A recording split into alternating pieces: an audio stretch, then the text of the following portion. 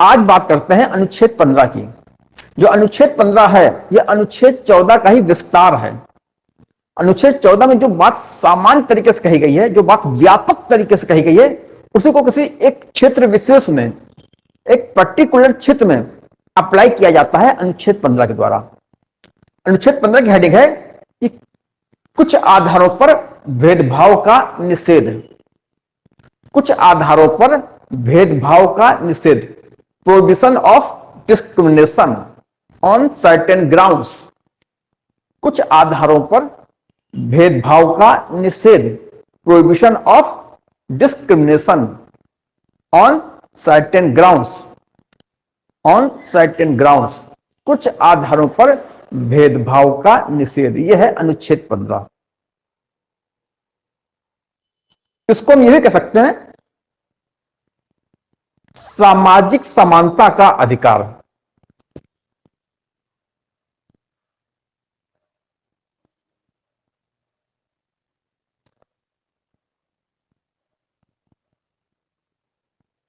सामाजिक समानता का अधिकार, right to social equality. Right to social equality, सामाजिक समानता का अधिकार, राइट टू सोशल इक्वालिटी। ये क्या है, इसको थोड़ा समझिए। आर्टिकल 15 का क्लॉज 1, माने आर्टिकल 15 का खंड 1 ये बताता है कि राज्य अपने किसी भी नागरिक के साथ 5 आधारों पर कोई भेदभाव नहीं करेगा। ये 5 आधार क्या हैं? ये 5 आधार हैं: धर्म, रिलीजन, रेस, मूल वंश, रिलीजन, रेस, कास्ट, जाति, रिलीजन, रेस, कास्ट, लिंग, सेक्स, अथवा जन्म स्थान, प्लेस ऑफ बर्थ, जन्म स्थान। ये 4-5 आधार बताए गए। 1 2 3 4 5। आपको याद रखने, ये अभी नोट ना कीजिए, अभी बस समझिए, हम आपको नोट कराएंगे पूरी व्यवस्था से। अनुच्छेद 15 कहता है कि राज्य किसी भी नागरिक के इन 5 आधारों पर कोई भेदभाव नहीं करेगा। ये क्या है? ये इक्वलिटी बिफोर लॉ का ही तो रूप है कि इन 5, आपका धर्म कुछ भी हो, आप कानून के आगे समान हैं। आपका वंश कुछ भी हो, कानून के आगे समान है। आपकी जाति कुछ भी हो, आपका जेंडर कुछ भी हो, और आपका जन्म स्थान कहीं पर भी हो, इन 5 आधारों पर राज्य अपने किसी नागरिक के साथ भेदभाव नहीं करेगा। माने ये जो अनुच्छेद है आर्टिकल 15, यहां पर जो हमको फंडामेंटल राइट्स दिए गए हैं, ये हर एक को नहीं दिए गए हैं। जो उसको मिलेंगे जिसके पास देश की नागरिकता होगी। देखो, अनुच्छेद 14 कहता है किसी व्यक्ति के साथ राज्य जो है कानून के सामने समानता या कानून के समान संरक्षण से वंचित नहीं करेगा। अनुच्छेद 14 सभी व्यक्तियों को देता है, आपके पास भारत की नागरिकता हो या ना हो। अनुच्छेद 15 ये कहता है कि जो देश के नागरिक हैं, अगर आप नागरिक नहीं हो तो आप इस मूल अधिकार का दावा नहीं कर सकते। लेकिन अगर आप नागरिक हो तो आपको ये मूल अधिकार मिला हुआ है। राज्य अपने नागरिकों के साथ धर्म, मूल वंश, जाति, लिंग और जन्म स्थान के आधार पर या इनमें से किसी के भी आधार पर कोई भेदभाव नहीं करेगा। भेदभाव करने के अन्य आधार हो सकते हैं, मगर भेदभाव करने का यह आधार नहीं होगा कि आपका लिंग क्या है, आपकी जाति क्या है, आपका मूल वंश क्या है, जन्म स्थान क्या है। मात्र इस आधार पर भेदभाव नहीं किया जाएगा। इसका अर्थ यह हुआ कि इससे भिन्न किसी आधार पर भेदभाव किया जा सकता है।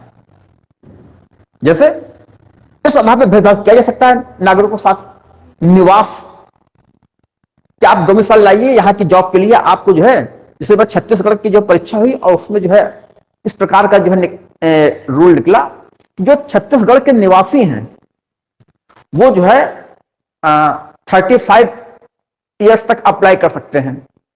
मगर जो छत्तीसगढ़ के निवासी नहीं है वो सिर्फ 30 की उम्र तक अप्लाई कर सकते हैं, उस पर अप्लाई नहीं कर सकते। यहां पर ये भेदभाव किस आधार पर था? निवास के आधार पर। अगर छत्तीसगढ़ के निवासी हैं तो आपको ये छूट है कि आप 35 एज तक जो है आप जो है टीसीएस के लिए अप्लाई करेंगे। लेकिन अगर आप आउटसाइडर हैं, आप मध्य प्रदेश से आ रहे हैं, आप उत्तर प्रदेश से आ रहे हैं, तो आप 30 के बाद अप्लाई नहीं कर सकते। ये क्या भेदभाव है? ये on the ground of residence.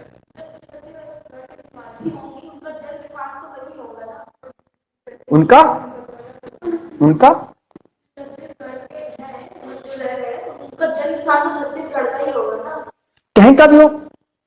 वहां ये शर्त नहीं है कि वो उनका जन्म छत्तीसगढ़ होना चाहिए। हम उत्तर प्रदेश में पैदा हुए, हम जाके छत्तीसगढ़ में रहने लगे, हमारा निवासी होगा तो हमको छूट दी जाएगी। कोई छत्तीसगढ़ में पैदा हुआ, वो आके उत्तर प्रदेश में रहने लगा और उत्तर प्रदेश का निवासी है, वो जब वहां अप्लाई करेगा तो उसको छूट नहीं दी जाएगी। कहीं का निवासी होने के लिए वहां पर 5 साल रहना पड़ता है। ठीक, निवासी कब माने जाओगे? निवासी अभी आप जो है 2 दिन के लिए कुल्लू मनाली घूमने गए, 1 हफ्ते के लिए गए, 1 महीने के लिए गए, क्या कहोगे? हम कुल्लू मनाली के निवासी हैं। आप कानपुर में रह रही हो, सपोज कानपुर में रहते हुए 5 साल आपको हो गया, कंपटीशन की तैयारी करते हुए, या यहां पे कोई आपने जॉब भी पकड़ ली। अब आप कह सकती हो आफ्टर 5 ईयर कि हम जो है कानपुर के निवासी हैं, कह सकते नहीं? आप नहीं कहोगी मेरा जन्म स्थान कानपुर नहीं है, प्लेस ऑफ बर्थ मेरा कहां पर है? यूपी नहीं, सॉरी, हाँ आप तो यूपी के निवासी हुई, मगर निवासी और जन्म स्थान के अंतर समझ में आ रहा है आपको? तो जन्म स्थान के आधार पर on the basis of on the ground of place of birth वहां भेदभाव नहीं किया जाएगा, लेकिन निवास के आधार पर भेदभाव किया जा सकता है, क्योंकि इसने सिर्फ 5 ग्राउंड बताए हैं। इसका मतलब इससे भिन्न किसी ग्राउंड पर भेदभाव किया जा सकता है और वहां पर जो है आर्टिकल 15 अप्लाई नहीं होगा। अगर ऐसा कोई रूल आ जाता है कि यहां के निवासियों को प्राथमिकता दी जाएगी, तो कोई ये नहीं कहेगा कि तो भेदभाव किया जा रहा है, क्योंकि आर्टिकल 15 ये कहता है कि इन 5 आधारों पर या इनमें से किसी भी आधार पर भेदभाव नहीं किया जाएगा। इसमें यह भावना छिपी हुई है कि अन्य आधार पर भेदभाव किया जा सकता है। कल को उत्तर प्रदेश सरकार कोई नियम लागू कर दे कि हम अपने स्कूल में एडमिशन में जो है जो उत्तर प्रदेश के बाहर के निवासी हैं हम उनसे ज्यादा फीस लेंगे, जो उत्तर प्रदेश के निवासी हैं हम उनसे कम फीस लेंगे, तो ये पूरी तरीके से वैलिड होगा। इसको आप अनकॉन्स्टिट्यूशनल नहीं कहोगे, आप इसको ये नहीं कहोगे कि मूल अधिकार का उल्लंघन कर रहा है, क्योंकि मूल अधिकार ये कहता है कि इन 5 आधारों पर, ये 5 आधार आपको खूब रटे होने चाहिए, religion, race, caste, sex and place of birth, इन 5 आधारों पर भेदभाव नहीं किया जाएगा। अब बताइए,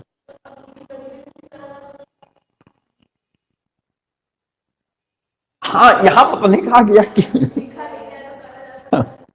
बिल्कुल कह सकता है, हमने कहा समान परिस्थितियों में समान व्यवहार किया जाता है, अमीरी गरीबी में किया जाता है, और अमीरी गरीबी में व्यवहार करने के लिए जो इकोनॉमिकली वीकर सेक्शन है उनको 10% जो है रिजर्वेशन दिया गया है, एडमिशन में भी और सरकारी जॉब में भी। यह अमीरी गरीबी का भेदभाव ही तो है, समान परिस्थितियों में समान व्यवहार। जितने भी इकोनॉमिकली वीकर सेक्शन है समाज जाति के, उनके साथ क्या भेदभाव नहीं किया जा रहा है, मगर ये भेदभाव पॉजिटिव डिस्क्रिमिनेशन है, क्योंकि इक्वल प्रोटेक्शन ऑफ लॉ, कानून का समान लोगों में समान कानून लगता है, असमान लोगों को समान रूप से ट्रीट नहीं किया जा सकता। जो कमजोर हैं, जो गरीब हैं, हम उनको उसी नियम से नहीं संचालित करेंगे जो अमीर लोगों के लिए नियम है। उनको हमें रियायत देनी पड़ेगी कमजोर वर्ग को, ताकि वो भी अमीर लोगों के बराबर आ सकें, और अंततः जो मूल उद्देश्य है सामाजिक समानता, उसकी स्थापना की जाए। सामाजिक समानता के लिए सिर्फ इतना काम नहीं चलेगा कि हर कोई कानून के आगे समान है, नहीं, इतना काम नहीं चलेगा। अगर हर कोई कानून के आगे समान है तो अमीर भी समान है, गरीब भी समान है, तो गरीब हमेशा गरीब बना रहेगा।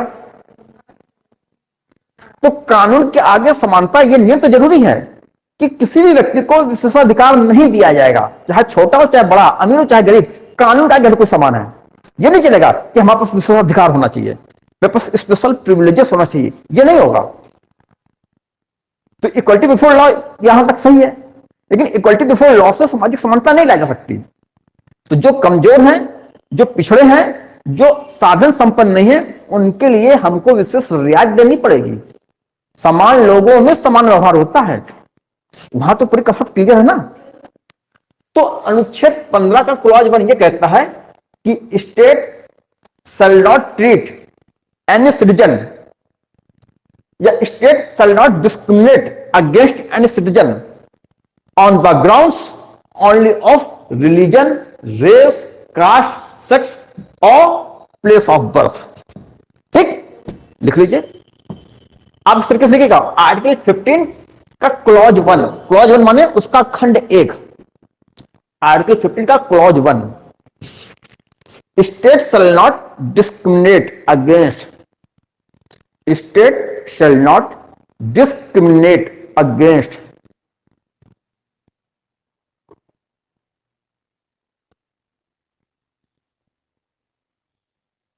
state shall not discriminate against any citizen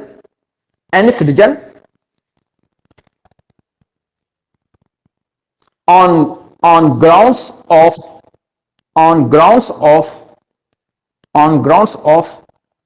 only religion, race, race, caste,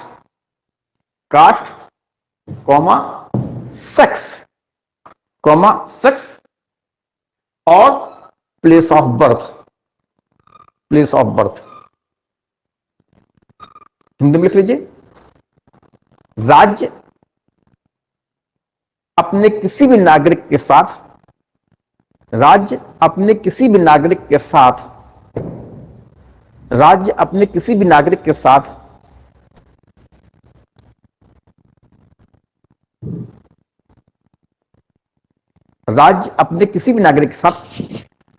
सिर्फ धर्म, मूल वंश, जाति, लिंग अथवा जन्म स्थान के आधार पर कोई भेदभाव नहीं करेगा। राज्य अपने किसी भी नागरिक के साथ मात्र या केवल धर्म, मूल वंश, जाति, लिंग अथवा जन्म स्थान के आधार पर कोई भेदभाव नहीं करेगा।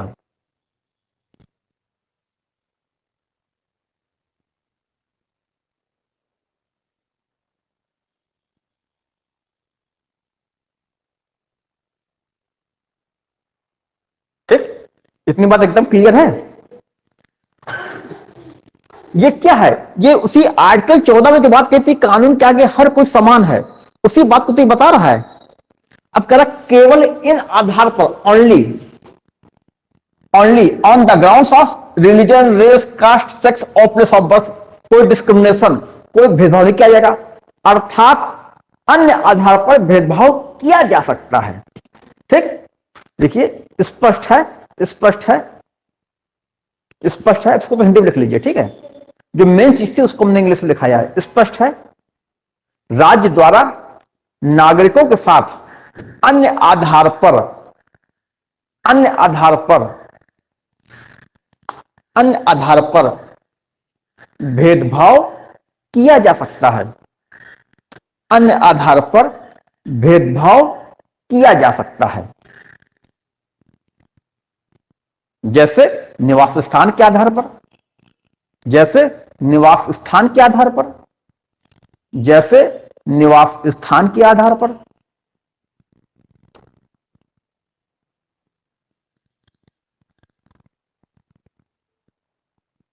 जैसे निवास स्थान के आधार पर।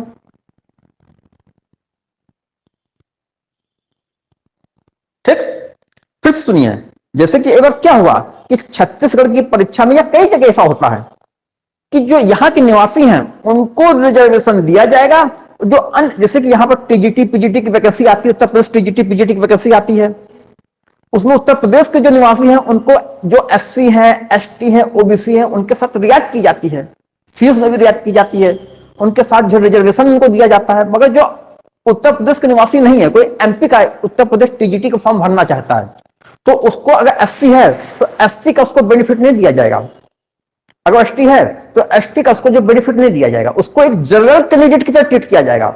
उत्तर प्रदेश का निवासी है तो उसको एससी है तो उसको उसका फायदा दिया जाएगा, एसटी है फायदा दिया जाएगा, ओबीसी है तो उसका जो रिजर्वेशन है, जो छूट है उसको दी जाएगी। ठीक है, अगर उत्तर प्रदेश के बाहर का निवासी है, मध्य प्रदेश का है, फॉर्म आप भर सकते हो, लेकिन आप एक जनरल कैंडिडेट की तरह आपको कंपटीशन फेस करना पड़ेगा। ठीक, तो क्या है, ये डिस्क्रिमिनेशन है on the ground of residence, और ये वैलिड है, ये कॉन्स्टिट्यूशनल है, क्योंकि संविधान निवास स्थान के आधार पर भेदभाव की हमको अनुमति दे देता है। ठीक, अब देखिए उत्तर प्रदेश का वैकेंसी है, उत्तर प्रदेश के लोगों को रोजगार मिले, उत्तर प्रदेश का उसमें पहला हक है। बाहर के लोग आकर नौकरी करेंगे, उत्तर प्रदेश के लोग खाली हाथ बैठे हैं। तो इस प्रकार से उत्तर प्रदेश अपने नागरिकों को, नागरिक नहीं, नागरिक सब भारत के हैं, हमने कहा उत्तर प्रदेश के नागरिक नहीं, ये गलत कंसेप्ट है। संविधान में मतलब ने पूरी सावधानी पूर्वक ये व्यवस्था की कि उत्तर प्रदेश की या मध्य प्रदेश की या महाराष्ट्र की नागरिकता नहीं होगी। नागरिकता जब बताएगी तो हम एक देश के एक नागरिक हैं, हम भारत के नागरिक हैं, लेकिन निवासी हो सकते हैं। अब अनुच्छेद, तो ये क्या है, ये कानून के सामने समानता वाले सिद्धांत का ही एक पर्टिकुलर केस है। अनुच्छेद 14 एक जनरल, एक ब्रॉड सेंस में कहा गया कानून का कि हर कोई समान है, लेकिन उसी को एक पर्टिकुलर, उसी का जो विस्तार है, उसी का ये एक्सटेंशन है, उसी का एक्सपेंशन है, उसी अनुच्छेद 14 का यहां विस्तार करके अनुच्छेद 14 में जो बात कही गई है अब उसको पर्टिकुलर केसेस में हम आपके सामने अप्लाई कर रहे हैं। अनुच्छेद 15 के द्वारा, अनुच्छेद 16 के द्वारा, अनुच्छेद 14 की बात जो है अनुच्छेद 15-16 में विस्तार से बताई गई है, या उन्हीं को यहां अप्लाई करके दिखाया गया है। ये क्या है, कानून का आगे समानता की ओर इशारा कर रहा है कि इन आधारों पर हर कोई, हर नागरिक कानून के आगे समान है। इसका क्लॉज 2 ये कहता है, आर्टिकल 15 का क्लॉज 2 ये बताता है कि इन आधारों पर किसी भी नागरिक के साथ किसी कुआं, तालाब, कोई पब्लिक प्लेस है, कोई स्नान घाट है, होटल है, वहां पर इन आधारों पर कोई भेदभाव नहीं किया जाएगा। छुआछूत अकेले नहीं है, अन्य चीज भी तो है। छुआछूत तो एक खास जाति के संदर्भ में किया गया है। छुआछूत एक व्यक्ति जो उच्च जाति का है, वो कहे कि मेरे साथ छुआछूत किया जाए, वहां पर उसको नहीं माना जाएगा। छुआछूत के लिए एक खास जाति होना का जरूरी है। एक व्यक्ति जो भारत की वर्ण व्यवस्था में अपने को ठाकुर कहता है, क्षत्रिय कहता है, अपने को ब्राह्मण कहता है, वो अगर कहे कि हम तुम पर छुआछूत का केस लगा देंगे, तुमने मेरे साथ छुआछूत का व्यवहार किया है, तो वो केस नहीं लगा सकता, उसको ये जो है नहीं दिया गया है। छुआछूत तो एक जाति विशेष जो खास जाति में पैदा हुआ है, वहां पर उसको अधिकार है, उसके साथ अगर कोई सब बर्ताव करता है तो वो उस छुआछूत केस को हरिजन एक्ट का प्रयोग करेगा। इसके लिए एक्ट बना हुआ है। ठीक, हर कोई उसका प्रयोग नहीं कर सकता। मान लीजिए हमारे कॉलोनी में एक धोबी है, वो जो है कॉलोनी के किसी उच्च जाति के ऊपर ये आरोप लगा सकता है कि मेरे साथ जो है छुआछूत का व्यवहार किया गया है, तो उस पर कार्रवाई की जाएगी। लेकिन हम अपने कॉलोनी के धोबी के ऊपर आरोप लगा दें, इसने मेरे साथ छुआछूत का व्यवहार किया है, मेरा जाति के आधार पर उत्पीड़न किया है, तो हमारी बात नहीं सुनी जाएगी। तो छुआछूत एक अलग चीज हो जाएगी, वो आर्टिकल 17 में हम लोग देखेंगे। तो इन आधारों पर भेदभाव नहीं किया जाएगा। आर्टिकल 15(2) ये कहता है, लिख लीजिए अंग्रेजी में, यहां पर समझ लीजिए कि कोई भी व्यक्ति किसी भी व्यक्ति के साथ किसी दुकान के प्रयोग में, कोई दुकान का प्रयोग करना चाहता है, किसी जो है पब्लिक रेस्टोरेंट में जाना चाहता है, किसी होटल में जाना चाहता है, कोई सार्वजनिक मनोरंजन का स्थल है, वहां पर इन आधारों पर उसके साथ कोई भेदभाव नहीं किया जाएगा, उसको अयोग्य नहीं माना जाएगा, उस पर कोई रिस्ट्रिक्शन, कोई प्रतिबंध नहीं लगाए जाएंगे, उस पर कोई शर्त नहीं लगाई जाएगी।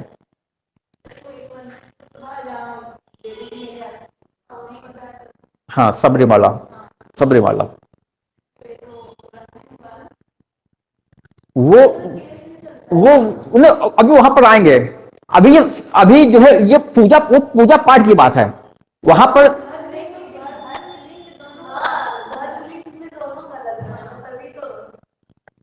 वो एक लंबा जो डिबेट है, वो लंबी डिबेट है। हमने अभी एक दिन बताया था आप लोगों को कि जो है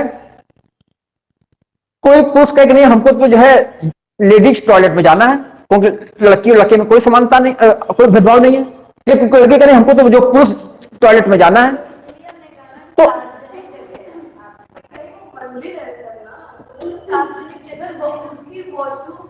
वॉशरूम भी सार्वजनिक होते हैं, सुलभ शौचालय सार्वजनिक हैं।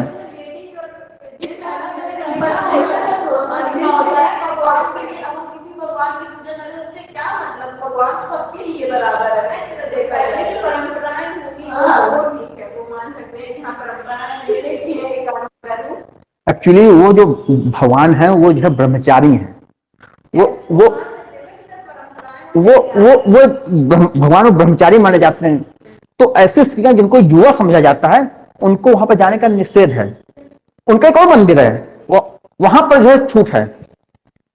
उसकी पूरी अपनी उसका पूरा बैकग्राउंड है कि उनके सामने जो है कोई जो है आई थी कोई देवी, उन्होंने उनसे शादी का प्रस्ताव रखा तो उन्होंने कहा कि यहां पर शादी नहीं करेंगे हम आपसे, क्योंकि मैं ब्रह्मचारी हूं, मैं अन्य स्थान पर आपसे शादी कर सकता हूं।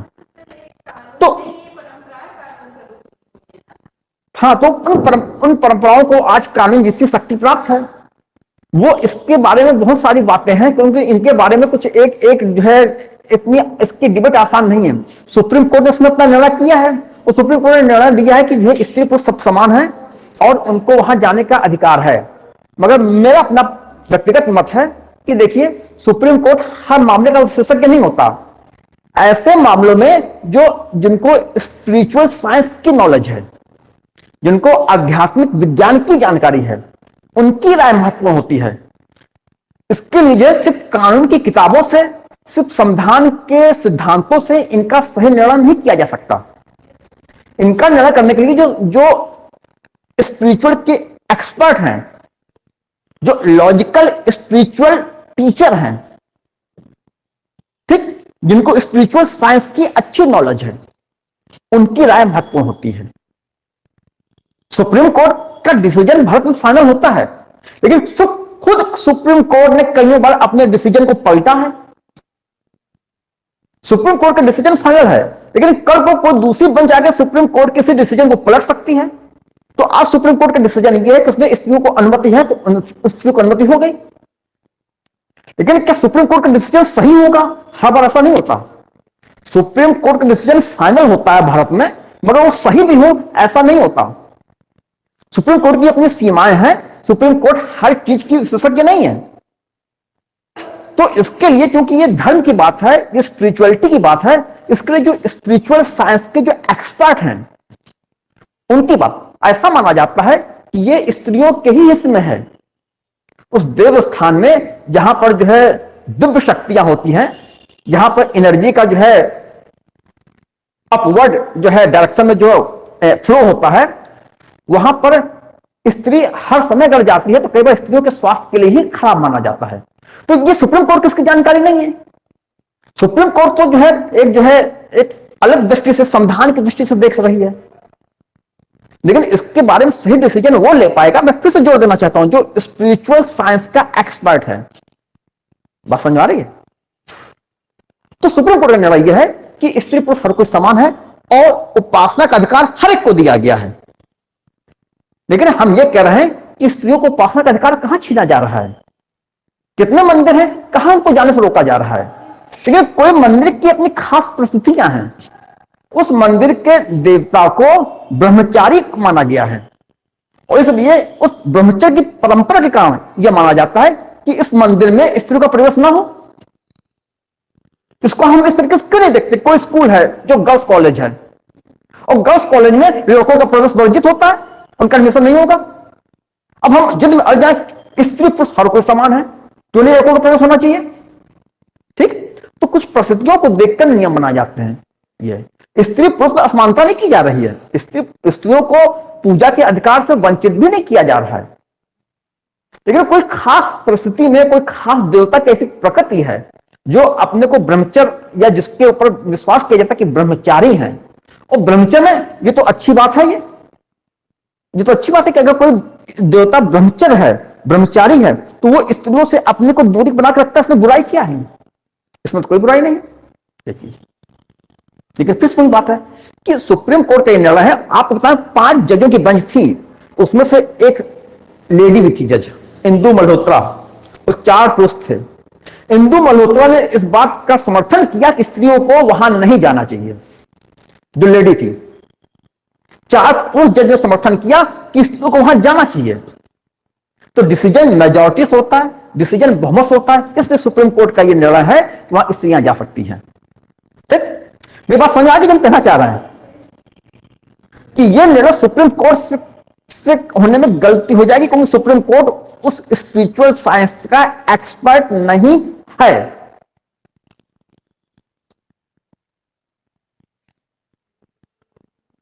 और सब क्लियर हो रहा है? आप सहमत नहीं हैं? भगवान को तो माँ बाप का दर्जा देते हैं, और कौन से माँ बाप चाहेंगे कि हमारे यहाँ हमारे बच्चे ना आए? क्योंकि सर ने लॉजिकल पॉइंट रखा था ब्रह्मचारी का, उनकी मम्मी पापा भी रहते होंगे, उसमें भी लेडीज होती है, क्या दिक्कत है? मतलब ऐसे लेडीज को अलग ही दिया गया दर्जा फिर तो क्या ब्रह्मचारी जब कोई हो जाता है तो सीधी सी बात है, उसको लेडीज से वो सब दूर रखना है। वो अभी भी ऐसा होता है, हमने देख रहा है काफी ऐसा होता है। तो जब वो ब्रह्मचारी का भी है तो सीधी सी बात है, लेडीज लॉजिकल पॉइंट में गया ना। सर ने बोला वो परंपरा के अकॉर्डिंग। हमने एक बात और भी बोली है, हमने एक बार और बोली है, स्पिरिचुअल साइंस की हमने बात करी है। ठीक, तो स्पिरिचुअल साइंस एक होती है, स्पिरिचुअल साइंस के बारे में जो है उसमें वो स्त्रियों के स्वास्थ्य के लिए भी अच्छा नहीं माना जाता है, क्योंकि एक खास समय जो है, मुझे इसकी इतनी अच्छी जानकारी नहीं है कि वहां पर जो ऊर्जा का एक जो फ्लो होता है वो ऊपर की ओर होता है। ठीक, और एक स्त्री एक खास समय अगर वहां पहुंचती है तो उसकी ऊर्जा का फ्लो नीचे की ओर होता है, तो इससे एक डिस्टर्बेंस क्रिएट होता है। ये स्त्री के स्वास्थ्य के लिए अच्छा नहीं माना जाता है। और इस बात की समझ सुप्रीम कोर्ट को नहीं है। हम इसलिए बार बार जोर दे रहे हैं कि स्पिरिचुअल साइंस का जो एक्सपर्ट होगा, जिसको आध्यात्मिक की विज्ञान की जानकारी है, ठीक, ये सुप्रीम कोर्ट को इस बात की जानकारी नहीं है। हाँ हाँ, नहीं जाती है। ठीक, अब हम हमारे मंदिर से बहुत ज्यादा लगाव है शुरुआत से, तो हम लोग मंदिर तो नहीं जाते लेकिन मानते बहुत हैं। तो मानने से किसी को नहीं रोका गया, और खुद ऐसे कई ऐसे मंदिर हैं जहां पुरुषों को नहीं जाया जाता है, जहां सिर्फ स्त्रियां जाती हैं। ऐसे कई मंदिर हैं वहां पुरुषों का प्रवेश निषेध है। तो संविधान के, हाँ, संविधान के लिए के अनुसार उसका निर्णय किया गया। हम ये बताना चाह रहे हैं कि हर चीज को आप संविधान के नजर से अगर आप उसका निर्णय करेंगे तो कई जगह गलती हो जाएगी। लेकिन सर अगर ऑप्शन में आएगा तो फिर तो हमें ऑप्शन में तो ये होता है कि सुप्रीम कोर्ट का जो मत होता है उसका समर्थन किया जाता है। उसके साथ फिर आप अपना पर्सनल मत रख सकते हैं कि मेरा मत करके अगर आप उस चीज को एक्सप्लेन कर सकते हैं कि क्यों स्त्रियों को नहीं जाना चाहिए, वो चीज आप चलेगी। बस उसको हमने मोटा मोटा तरीके से बताया कि देखिए, हमने क्या बताया, हमने कहा जो है एक जेंट्स टॉयलेट है, एक लेडीज टॉयलेट है, तो क्या यहाँ ये जिद की जाएगी कि स्त्री पुरुष बराबर है, हम उस टॉयलेट में जाएंगे या उस टॉयलेट जाएंगे? एक जो है डिस्टिंक्शन या डिफरेंस बना के रखा क्या है ना। इसको ये नहीं कि जो दो स्थान में टॉयलेट है, इसका ये नहीं है। समझाने की कोशिश की जा रही है, इसके लिए पहले स्पिरिचुअल साइंस को एक्सप्लेन किया जाए। स्पिरिचुअल साइंस को एक्सप्लेन करने के बाद फिर बताया जाए कि किस प्रकार से ये स्त्री के ही हित में नहीं है कि वो ऐसे जहां पर ऊर्जा का फ्लो ऊपर की ओर है, जहां एनर्जी का फ्लो ऊपर है, वहां पर वो जाए। ये स्त्री के ही हित में है। अब कोई कहते नहीं मानता, वो तो अलग बात होगी। जैसे सूर्य ग्रहण पड़ता है, तो जो भारत का जो साइंस है वो बताता है सूर्य ग्रहण के दरमियान, सूतक के दरमियान जो है हमको भोजन नहीं करना चाहिए। ठीक, लेकिन कुछ लोग भोजन करते कहते बताइए हमें कुछ नहीं हुआ। तो ये इसके पीछे स्पिरिचुअल साइंस है। ये तो उस प्रकार की बात हो गई कि सिगरेट हम पिए, कोई एक सिगरेट पीने से कैंसर होता है, हम उसको सिगरेट पी के दिखाएं और कहते हैं देखिए कुछ नहीं हुआ। अरे अभी कुछ नहीं हुआ, अगर आप इस प्रक्रिया को हमेशा जारी रखोगे तो कल को कुछ नुकसान होगा। बात समझ आ रही कि नहीं? उसी प्रकार से जब ग्रहण पड़ता है या जब सूतक होता है, उसमें जो भोजन होता है वो जहरीला हो जाता है और वो हमारे एनर्जी लेवल को कम करता है। इसलिए उस समय जो है भोजन नहीं करना चाहिए। मगर कोई भोजन कर रहा है तो कहें बताइए इसमें क्या चेंज हुआ? ऐसा कुछ चेंज नजर नहीं आएगा। बिल्कुल उसी तरीके से जैसे किसी ने, हाँ, लेकिन जो खाते हैं उनको कहें, वो तो कहते हैं हमारे अंदर कोई जो है परिवर्तन नहीं हो रहा है। तो कुछ चीजों के परिवर्तन तुरंत नहीं होते हैं। लेकिन देखो ये तो आज एक साइंटिफिक फैक्ट है कि अगर आप सिगरेट पीते हो तो उसके आपको लंग्स का कैंसर हो सकता है, इससे आपको हार्ट की प्रॉब्लम हो सकती है। दूसरी प्रॉब्लम ये आज साइंटिफिक प्रूव्ड है कि नहीं? अब कौन उससे कह के ये हो सकता है और मैं उसके सामने सिगरेट पी के दिखाऊं कि देखो मुझे कुछ नहीं हुआ, तो ये तुरंत थोड़ी होगा। लेकिन जो हमने सिगरेट पी है निश्चित रूप से वो मेरी लाइफ को कुछ सेकंड कुछ मिनट कम कर रहा है। ये साइंटिफिक प्रूफ है, ठीक। लेकिन जिसको समझ नहीं है वो पी के दिखाएगा, कहेगा बताइए क्या गलत हुआ, मैं आप जो है जांच करके देख लीजिए, जांच में कुछ नहीं आएगा। आप समझ आ रही है, ये चीज है। तो इन आधारों पर किसी भी नागरिक के साथ सार्वजनिक स्थान का प्रयोग करना है, लिख लीजिए। अच्छा, ये बात समझ आ गई जो हम कहना चाह रहे थे कि कोई शॉप है, कोई पब्लिक रेस्टोरेंट है, कोई होटल है, कोई जो है पब्लिक प्लेसेस है ऑफ एंटरटेनमेंट का, वहां पर उसके प्रयोग में इन आधारों पर नागरिकों के साथ कोई भेदभाव नहीं किया जाएगा, उनके साथ कोई उस पर प्रतिबंध या उस पर कोई जो है रोक टोक नहीं लगाई जाएगी इन आधारों पर। इसी प्रकार से कोई कुआं है, कोई तालाब है, कोई स्नान घाट है, कोई सड़क है, कोई पब्लिक रिजॉर्ट है, उसके प्रयोग करने में जिसकी प्रकृति सार्वजनिक है, किसी नागरिक को इन आधारों पर अयोग्य नहीं माना जाएगा, इस आधार पर किसी नागरिक को रोका नहीं जाएगा, ठीक। तो इसका जो क्लॉज 15 का क्लॉज 2 है उसके बारे में आप लिख लीजिए। No citizen, no citizen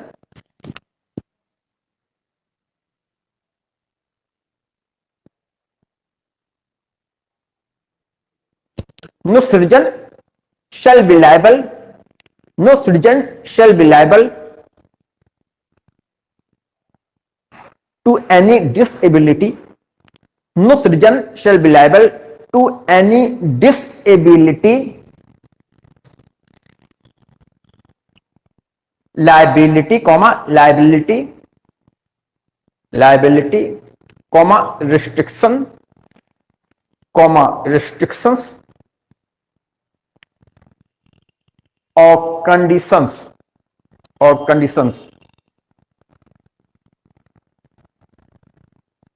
with regard to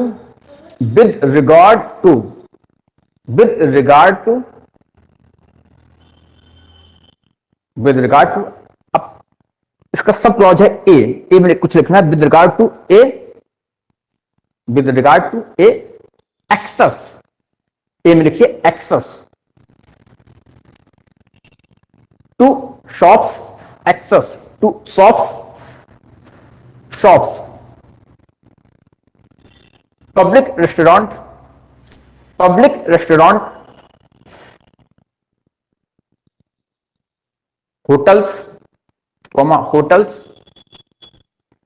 hotels, और places of public entertainment, और प्लेसेस ऑफ पब्लिक एंटरटेनमेंट। बात समझ आ रही जो लिख रही हो, places of public entertainment.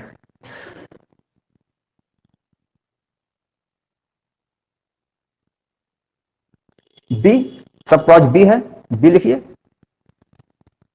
B, use of wells comma tanks,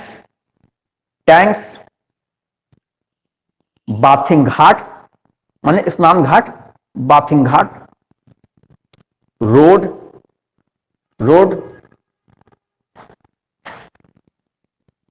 और प्लेसेस ऑफ पब्लिक रिजॉर्ट,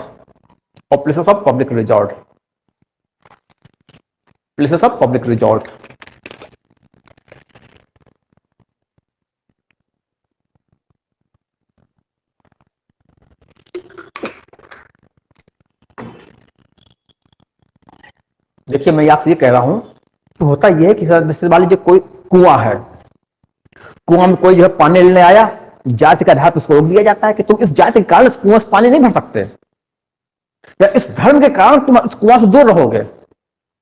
कोई स्नान घाट है, कोई नल लगा हुआ है, कोई टैंक है, कोई तालाब है, अक्सर भारत में की परंपरा रही है कि खास जाति को उसके प्रयोग से रोका गया, जाति के कारण या खास धर्म के कारण उसके प्रयोग से रोका गया। तो इस प्रकार के जितने सार्वजनिक स्थल हैं, चाहे रोड हो, चाहे कोई होटल हो, चाहे कोई ढाबा हो, कोई कुआं हो, कोई तालाब हो, कोई स्नान घाट हो, कोई सड़क हो, कोई दुकान हो, अगर सार्वजनिक है तो वहां पर किसी व्यक्ति को इस आधार पर प्रतिबंधित नहीं किया जाएगा, अयोग्य नहीं माना जाएगा कि तुम्हारी ये जाति है, तुम्हारा ये धर्म है, तुम्हारा ये लिंग है, तुम्हारा जो है ये जन्म स्थान है। इन आधारों पर भेदभाव किसी भी नागरिक के साथ नहीं किया जाएगा। ठीक, आपको बात ध्यान ये रखनी है, जो क्लॉज फर्स्ट था ये राज्य को कहता है कि राज्य ऐसा नहीं करेगा। माने जो क्लॉज फर्स्ट में जो हमको जो मूल अधिकार दिए गए हैं नागरिकों को, ये राज्य के विरुद्ध दिए गए हैं, राज्य के किसी कृत्य के विरुद्ध दिए गए, against state action. Clause first बताता है कि राज्य अपने नागरिकों के साथ इस तरह पे भेदभाव नहीं करेगा।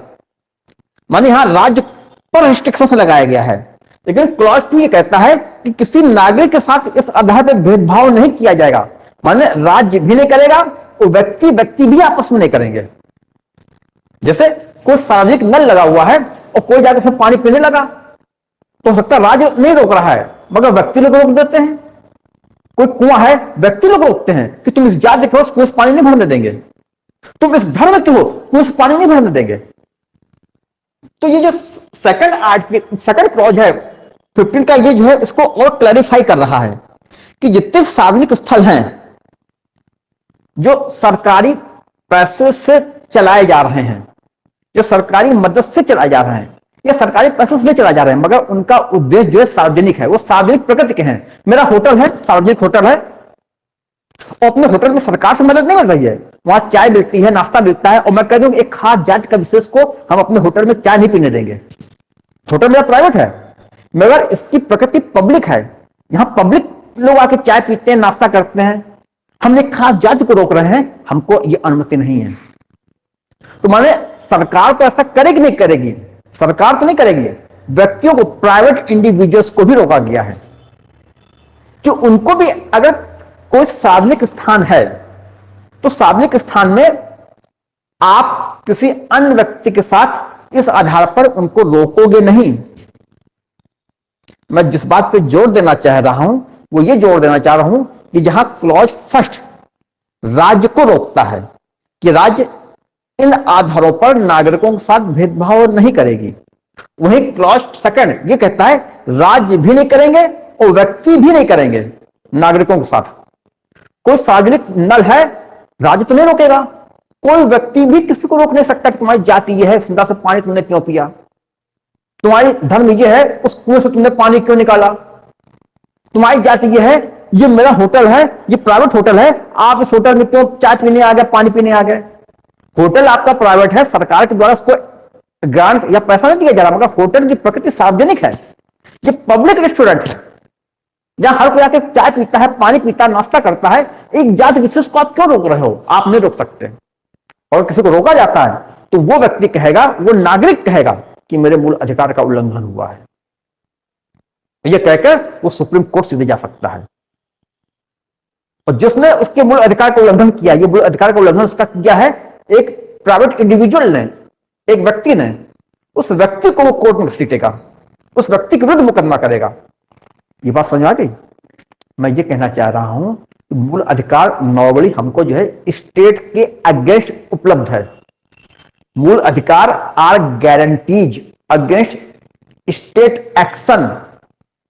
स्टेट कोई काम करता है और उससे हमारे मूल अधिकार का उल्लंघन होता है तो स्टेट के एक्शन के विरुद्ध हमको मूल अधिकार उपलब्ध है। लेकिन कुछ मूल अधिकार स्टेट के साथ साथ हमें प्राइवेट इंडिविजुअल, निजी व्यक्ति के विरुद्ध भी उपलब्ध है। अगर निजी व्यक्ति कोई ऐसा काम करता है जिससे हमारे मूल अधिकार का उल्लंघन होता है, उस निजी व्यक्ति के विरुद्ध भी हम मुकदमा कर सकते हैं आर्टिकल 32 के तहत। ये जो बात हम बताना चाह रहे हैं, ये बात समझ में आ रही है। मैं ये कहना चाह रहा हूं कि नॉर्मली मूल अधिकार हमें राज्य के विरुद्ध उपलब्ध है। अगर राज्य मेरे मूल अधिकार का उल्लंघन करता है, हम सीधे सुप्रीम कोर्ट जाते हैं और राज्य पर कार्रवाई करते हैं।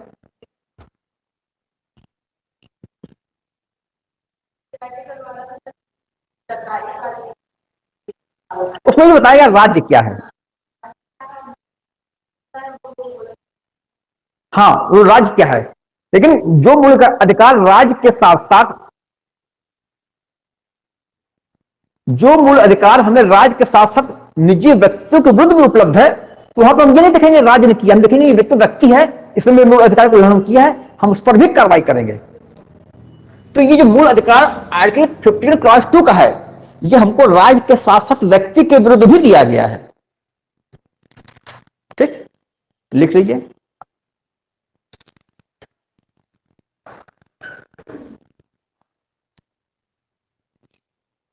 इसमें लिखना है धर्म मूलवंश, धर्म मूलवंश, धर्म मूलवंश, जाति लिंग, धर्म मूलवंश, जाति लिंग अथवा जन्म स्थान, अथवा जन्म स्थान, अथवा जन्म स्थान के आधार पर, अथवा जन्म स्थान के आधार पर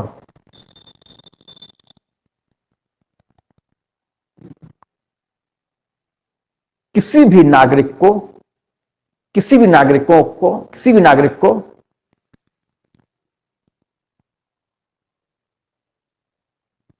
किसी भी नागरिक को निम्नलिखित मामलों में, निम्नलिखित मामलों में, निम्नलिखित मामलों में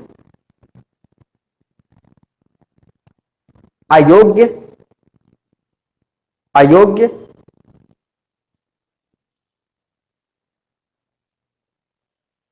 या प्रतिबंधित, या प्रतिबंधित नहीं किया जाएगा, नहीं किया जाएगा।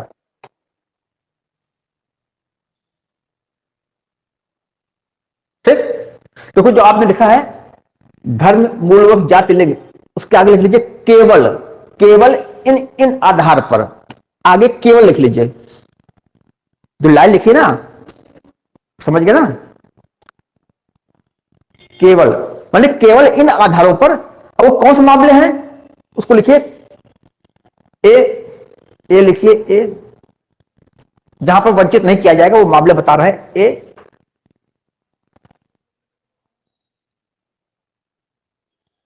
किसी दुकान, किसी दुकान, सार्वजनिक भोजनालय, सार्वजनिक भोजनालय, किसी दुकान, सार्वजनिक भोजनालय, comma hotel, hotel hotel, hotel जानते ना, होटल और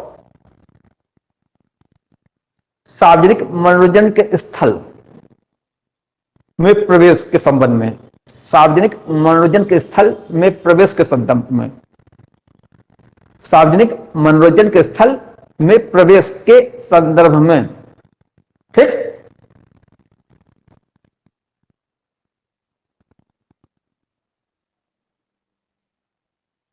बी, अब लिखिए बी, ये तो ए लिखा है ना, अब लिखिए बी।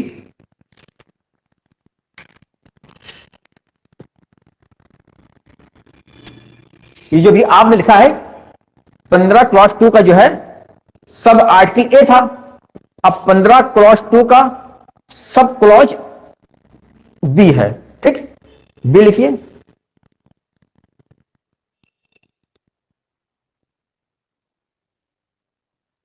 कुएं, कुएं, तालाब, कुएं, तालाब, स्नान घाट, स्नान घाट,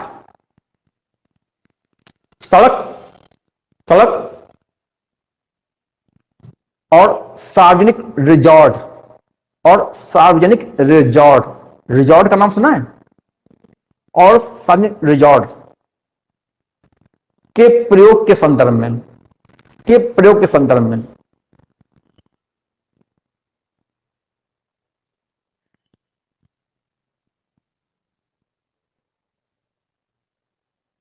पैरा चेंज कीजिए, यदि ये पैरा चेंज करके लिखिए, यदि ये राज्य द्वारा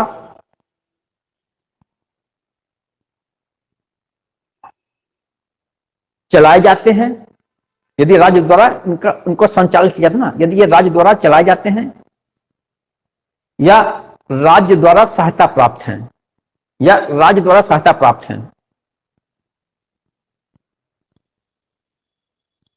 राज्य द्वारा सहायता प्राप्त है, अथवा अथवा ये आम जनता के प्रयोग के लिए उपलब्ध हैं, अथवा ये आम जनता के प्रयोग के लिए उपलब्ध हैं, अथवा यह आम जनता के प्रयोग के लिए उपलब्ध हैं। इसका इतिशा आप जो पढ़ा रहे हो उस पर ध्यान दीजिए। यानी कि आपने लिख लिया कि जो चीज पढ़ाई जा रही है वो अभी भी आपके काम की है, ठीक है ना। जो चीज बातें चल रही है अगर आप उस पर ध्यान नहीं देंगे तो आपको पूरी कसर समझ में नहीं आएगी। सिर्फ लिखना ही नहीं है, लिखने के साथ उसको समझना सुनना भी है। जैसे आपने उसको लिख लिया तो उसके बाद भी आप बराबर ध्यान दीजिए कि क्या लिखाया जा रहा है, उसका क्या मतलब है। अगर उतनी देर आप क्लास से एब्सेंट हो जाएंगी तो आपको नुकसान होगा। जो इनको लिखाया जा रहा है वो आपके लिए भी उतना ही जो है जरूरी है। अब आप देखिए, आप में हमने ये चीज नहीं लिखाई है, पैरा चेंज करके लिखिए, इफ दे आर मेंटेन्ड और maintained, if they are maintained और aided by state fund, if they are wholly or partially maintained by state fund, if they are wholly or partially maintained by state fund or dedicated to the use of general public, or dedicated to the use of general public,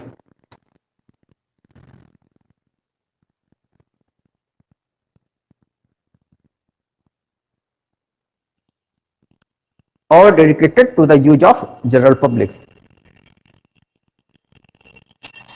देखिए, मैं ये आपको कहना चाह रहा हूं कि देखिए, मान लीजिए मेरा प्राइवेट घर है, पर्सनल घर है, हम वहां तक कह सकते हैं कि एक खास जाति का जो व्यक्ति है मेरे पास, मेरे घर में नहीं आएगा, एक खास धर्म के व्यक्ति को मेरे घर में प्रवेश में निषेध है, ठीक। तो ये मेरी प्राइवेट प्रॉपर्टी है, मेरा अपना घर है। लेकिन अब हमने एक धंधा शुरू किया, हमने एक दुकान खोली, ये भी मेरी प्राइवेट दुकान है। हमने पान की दुकान लगाई और पान की दुकान में हम हर एक को पान बेच रहे हैं। एक खास जाति का व्यक्ति आया, भाई तो दूर दूर मेरी दुकान में आना, हमको पान नहीं देंगे। अब हम उसके मूल अधिकार का उल्लंघन कर रहे हैं और इस बात पर वो मुझे कोर्ट में घसीट सकता है, ठीक। यहां राज्य उल्लंघन नहीं कर रहा है, यहां सरकार नहीं कर रही है, एक प्राइवेट इंडिविजुअल कर रहा है। तो ये मूल अधिकार हमको जो है, जो सेकंड प्रोविजन है, देखिए जो फर्स्ट प्रोविजन है आर्टिकल 15 का, ये आर्टिकल 15 का सेकंड प्रोविजन है। आर्टिकल 15 का जो सेकंड प्रोविजन है, जो हमको स्टेट के साथ साथ प्राइवेट इंडिविजुअल निजी व्यक्ति के विरुद्ध भी उपलब्ध है। फर्स्ट प्रोविजन ये बताता है कि राज्य जो है नागरिकों के साथ भेदभाव नहीं करेगा। सेकंड प्रोविजन ये बताता है किसी नागरिक के साथ भेदभाव नहीं किया जाएगा, चाहे वो राज्य हो तो चाहे प्राइवेट इंडिविजुअल हो, कोई भी भेदभाव नहीं करेगा। मेरे घर में मेरा पर्सनल नल लगा हुआ है, पर्सनल हैंडपंप लगा हुआ है, पर्सनल कुआं है, हम भेदभाव कर सकते हैं। कोई व्यक्ति मेरे घर के अंदर आता है कि कुआं से हमको पानी चाहिए, क्या जात है, ये जात है, इस जात क्यों, हम कुआं से पानी नहीं भरने देंगे अपने, हम कह सकते हैं। कोई मेरा पर्सनल कुआं है, that is not a public well, that is not the well dedicated for the general use of public, that is not a well maintained partly और होलली बाय द स्टेट। जो मेरा कुआं है वो सरकार ने खुदवाया है, ये तो सरकार ने खुदवाया, आम पब्लिक ने को खुदवाया आम जनता के लिए, ठीक। तो मेरा पर्सनल कुआं तो नहीं है, हम वहां आकर किसी व्यक्ति को रोक नहीं सकते कि आप इस जाति के उस कुआं से पानी नहीं भरोगे। अगर रोकते हैं तो उस व्यक्ति के मौलिक अधिकार का उल्लंघन कर रहे हैं। वो व्यक्ति, हम स्टेट नहीं है, हम प्राइवेट व्यक्ति हैं, वो मेरे विरुद्ध कार्रवाई करेगा सुप्रीम कोर्ट में कि मेरे फंडामेंटल राइट्स का वायलेशन हुआ है। लेकिन वो कुआं मेरे अपने पर्सनल है, मेरे घर के अंदर है, हम रोक सकते हैं और यहां पर कोई फंडामेंटल राइट्स का हम वायलेशन नहीं कर रहे हैं। इस पॉइंट को आप समझ रहे हैं। मेरा अपना घर है, मैंने कह दिया कि मैं अपने घर में किराएदार खास धर्म के लोगों को नहीं रखूंगा, मैं अपने घर में किराएदार खास जाति के लोगों को नहीं रखूंगा, मेरे घर के अंदर खास धर्म या जाति के लोगों का प्रवेश वर्जित है, हम कह सकते हैं। और कोई व्यक्ति नहीं कहेगा कि मूल अधिकार का उल्लंघन हो रहा है जो संविधान के द्वारा हमें दिया गया है, कोई नहीं कह सकता। लेकिन हमने अपना एक जो है होटल खोला, वहां कमरे में किराए देते हैं, हमने अपना धर्मशाला खोला, लोग कमरा किराए लेने आते हैं, ये भी मेरा पर्सनल धर्मशाला है, सरकारी नहीं है, ना सरकार से कोई मदद मिल रही है। धर्मशाला मेरा अपना पर्सनल है, व्यक्तिगत है, वहां पर हम आम जनता को कमरे किराए से देते हैं। हम वहां ये नहीं कह सकते कि तुम्हारा ये धर्म है, हम अपने यहां तुमको धर्मशाला किराए से नहीं देंगे, हम अपने यहां तुमको, तुम्हारी ये जाति है, अपने यहां तुमको कमरा किराए से नहीं देंगे, हम नहीं कह सकते, क्योंकि वो धर्मशाला पब्लिक है मेरा, दुकान मेरी है, मगर वो पब्लिक है, वो आम जनता को कौन सेवाएं दे रहे हैं। ढाबा मेरा है, लेकिन वहां जनता को सेवाएं दे रहे हैं। तो अगर कोई इस प्रकार से पब्लिक प्लेस है, तो सरकारी हो या सरकारी ना हो, वहां पर ये भेदभाव नहीं किया जाएगा। मूल अधिकार का उल्लंघन तब माना जाता है जब सरकार के द्वारा किया जा रहा है, लेकिन कुछ मूल अधिकार हमको निजी व्यक्ति के विरुद्ध भी उपलब्ध है कि निजी व्यक्ति भी नहीं करेगा। तो ये बताइए कि जो बात हम आपको जोड़ दे के समझाना चाह रहे हैं, वो बात आप समझ पा रहे हैं कि नहीं समझ पा रहे हैं? हम दो बातों पे जोर दे रहे हैं। एक मूल अधिकार वो है जो सिर्फ राज्य के विरुद्ध मिले हैं, अगर राज्य उल्लंघन करेगा तो हम सुप्रीम कोर्ट जाएंगे, और अगर राज्य उल्लंघन नहीं करता है, कोई प्राइवेट व्यक्ति करता है, तो सुप्रीम कोर्ट नहीं जा सकते, क्योंकि ये मूल अधिकार हमको राज्य के विरुद्ध उपलब्ध है। स्टेट एक्शन के विरुद्ध हमको गारंटी है ये अधिकार। कोई प्राइवेट व्यक्ति हमका बदमाशी कर रहा है, हम उसके लिए सीधे सुप्रीम कोर्ट नहीं जाएंगे मूल अधिकार के उल्लंघन के रूप में, हम नॉर्मल कोर्ट में जाएंगे, हम यहां पर जाएंगे, इसको ऊपर की कोर्ट में जाएंगे, हम सीधे मेरे मूल अधिकार का उल्लंघन हुआ है, हम सीधे सुप्रीम कोर्ट नहीं जाएंगे। लेकिन अगर स्टेट राज्य कोई काम करता है मूल अधिकार के उल्लंघन का, हम सीधे सुप्रीम कोर्ट जाते हैं। लेकिन जो मूल अधिकार हमको जो है व्यक्ति के विरुद्ध भी दिए गए हैं, वो हम सीधे सुप्रीम कोर्ट जा सकते हैं। हम इस बात पर जोर देना चाह रहे हैं कि दो प्रकार के मूल अधिकार हैं, एक वो जो राज्य के विरुद्ध उपलब्ध है, एक वो जो राज्य के साथ साथ व्यक्ति के विरुद्ध भी उपलब्ध है। जो पहली क्लॉज थी ये सिर्फ राज्य के विरुद्ध उपलब्ध है, जो सेकंड क्लॉज है, सेकंड क्लॉज जो है राज्य और व्यक्ति दोनों के विरुद्ध उपलब्ध है।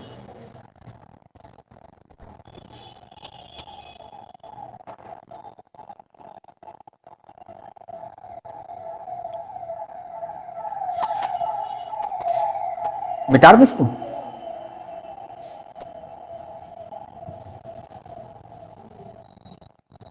अब देखिए हमने आपको क्या बताया, हमने आपको बताया अनुच्छेद 15 का क्लॉज 1, ठीक। हमने आपको बताया अनुच्छेद 15 का क्लॉज 2, ठीक। क्लॉज 2 के दो सब क्लॉज हैं, एक ए एक बी, ठीक। अनुच्छेद 15 बताता है कि 5 आधार पर, 5 ग्राउंड्स है, religion, race, caste, sex and place of birth, 5 आधार पर राज्य द्वारा कोई भेदभाव नहीं किया जाएगा। अनुच्छेद 15 का क्लॉज 2 का सब क्लॉज ए और बी ये बताता है कि इस 5 आधार पर राज्य और निजी व्यक्ति दोनों के द्वारा कोई भेदभाव नहीं किया जाएगा। ये बताता है राज्य द्वारा प्लस निजी व्यक्ति इस प्रकार से इन दोनों द्वारा भेदभाव नहीं किया जाएगा, ठीक। इतना समझ आई। अनुच्छेद 15 का क्लॉज 1 बताता है कि हमको राज्य के विरुद्ध उपलब्ध है। अनुच्छेद 15 का क्लॉज 2 का सब क्लॉज ए भी बताता है राज्य और निजी व्यक्ति दोनों के विरुद्ध उपलब्ध है। It is available against both state as well as private individual, while this fundamental rights is available against only the state action. पहला क्लॉज सिर्फ राज्य के विरुद्ध हमको उपलब्ध है, दूसरा जो क्लॉज है राज्य और निजी व्यक्ति दोनों के द्वारा हमको उपलब्ध है। तीसरी बात हम ये बात जोड़ देना चाहते हैं कि जो ये दोनों मूल अधिकार हैं, ये क्या है, ये जो हमने अनुच्छेद 14 के बताया था कानून के आगे हर कोई समान, उसी को ये अप्लाई कर रहा है, इक्वलिटी बिफोर लॉ, उसी को क्लैरिफाई कर रहा है इन ए पर्टिकुलर फील्ड। इतनी बात समझ आ रही है? ये क्या है आर्टिकल 15 क्लॉज 1, आर्टिकल 15 क्लॉज 2, ये क्या है? ये है कानून के आगे समानता, कानून के सामने समानता, ठीक। अब इसके कुछ अपवाद हैं, अपवाद यहां हम ये बताएंगे कि देखिए किस प्रकार से हम भेदभाव कर रहे हैं। अपवाद 15 का जो है क्लॉज 3, क्लॉज 3, क्लॉज 3 ये बताता है, अच्छा ये हमने आपको लिखा है, दोनों क्लॉज उपलब्ध हैं, लिख लीजिए। देखिए जहां अनुच्छेद 15 क्लॉज 1, हिंदी में लिख लीजिए आप भी, ठीक है, जहां अनुच्छेद 15 क्लॉज 1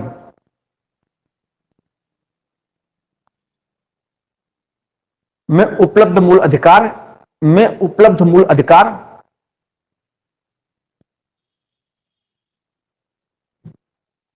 सिर्फ राज्यकृत के विरुद्ध उपलब्ध है, सिर्फ राज्यकृत के विरुद्ध उपलब्ध है, मैंने अवेलेबल अगेंस्ट स्टेट एक्शन, सिर्फ राज्यकृत के विरुद्ध उपलब्ध है, सिर्फ राज्यकृत के विरुद्ध उपलब्ध है। वही अनुच्छेद 15 क्लॉज 2, वही अनुच्छेद 15 क्लॉज 2 में दिए गए अधिकार, वही अनुच्छेद 15 क्लॉज 2 में दिए गए अधिकार राज्य और निजी व्यक्ति दोनों के विरुद्ध उपलब्ध कराए गए हैं, राज्य और निजी व्यक्ति दोनों के विरुद्ध उपलब्ध कराए गए हैं।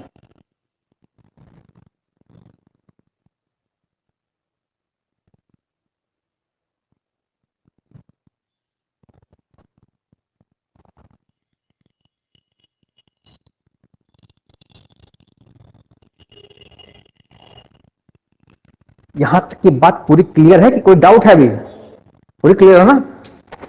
अब आते हैं अपवाद में, एक्सेप्शन। अब अपवाद में आ रहा है एक्सेप्शन। देखिए 15(3) क्या कहता है? 15(3) कहता है कि जो महिलाएं हैं और जो बच्चे हैं इनके लिए विशेष प्रोविजन बनाए जा सकते हैं। अभी समझिए, सिर्फ इनके लिए विशेष प्रोविजन बना जा सकते हैं। देखिए अभी हम आपसे कह रहे हैं कि लिंग के आधार पर कोई भेदभाव नहीं किया जाएगा। अब हम कह रहे हैं बच्चों और महिलाओं के लिए विशेष प्रोविजन बनाए जा सकते हैं। क्वेश्चन क्लियर हो रहा है? हम कहना चाह रहे हैं, हम ये कहना चाह रहे हैं कि देखिए इस प्रकार के नियम बना सकते हैं। अच्छा वो बच्चा है तो उन बच्चों को जो है, जो स्कूल है वहां पर फ्री एजुकेशन कर दिया जाए। अच्छा ये बच्चों को, बुढ़ों को क्या किया जाएगा? नहीं, उनको पैसा देना पड़ेगा, है कि नहीं? अब आपको मुझे यूनिवर्सिटी में जो एडमिशन मिला, हमको जो है इसमें एडमिशन मिला, हम हाई स्कूल में एडमिशन मिला, हमसे तो फीस ली जाती है, और बच्चों को तो आप फ्री करते हो।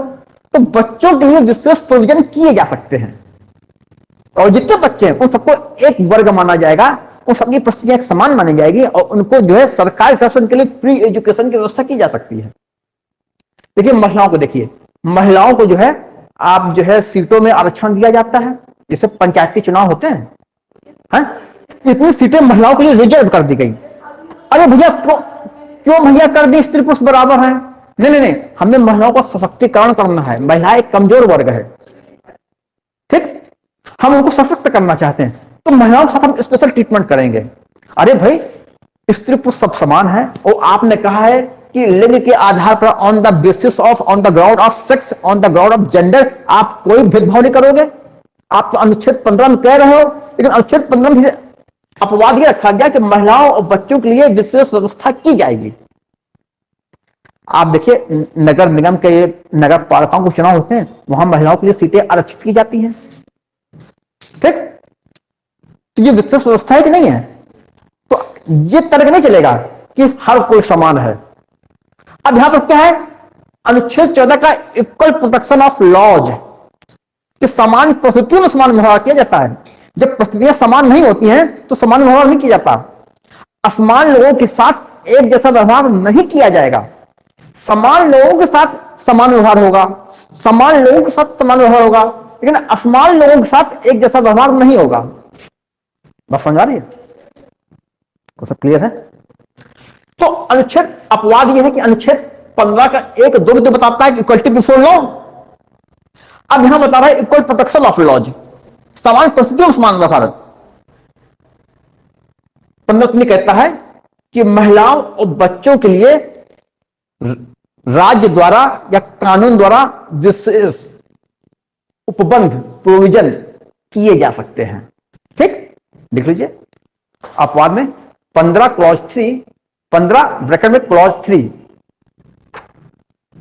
स्टेट इज परमिटेड, टाइम क्या हो रहा है?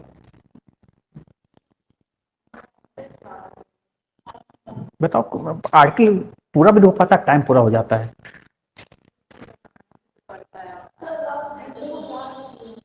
आपके पास समय हो तो सुबह शाम कभी मिलेंगे। एक बार संडे का कार्यक्रम बना था, मगर ये बंद रहता संडे को। हम लोग आए थे, बंद था, वापस हो गए थे। हाँ, क्योंकि जगह जगह दूसरे की है ना, अब इनको स्पेशल खुलवाना पड़ेगा। तो उन्होंने क्लास सेट किया, संडे को क्लास होनी है, और यहाँ पर माए भी, ये भी आए, लेकिन बंद था, वापस हो गए। सब 2 बार हो चुका है। वहां पर गए थे ना, हाँ, इसलिए संडे क्लास बंद हो गई है। देखिए, the state is permitted to make special provision, to make a special provision. The state is permitted to make, actually जो है ये क्लास जो है कम से कम 2-2.5 घंटे की होनी चाहिए, जिस तरीके से टीचिंग चल रही है ना।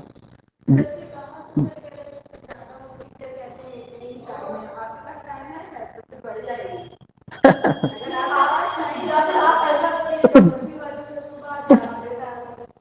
तो फिर दूसरा टीचर फिर कैसे पढ़ा पाएगा? फिर आपकी पॉलिटिक की क्लास हो पाएगी? ये बात है।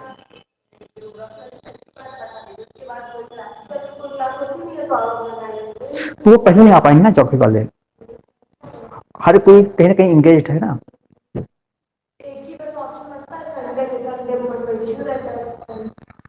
State is permitted to make special provision in favour of women and child. Hindi में लिखिए, राज्य को अनुमति है कि स्त्रियों और बच्चों के लिए विशेष प्रावधान कर सके। राज्य को अनुमति है कि स्त्रियों और बच्चों के लिए विशेष प्रावधान बनाए। ठीक, फॉर एग्जाम्पल हिंदी में लिख लीजिए, फॉर एग्जाम्पल बच्चों को मुफ्त शिक्षा की व्यवस्था, बच्चों को मुफ्त शिक्षा की व्यवस्था, बच्चों को मुफ्त फ्री एजुकेशन। ठीक,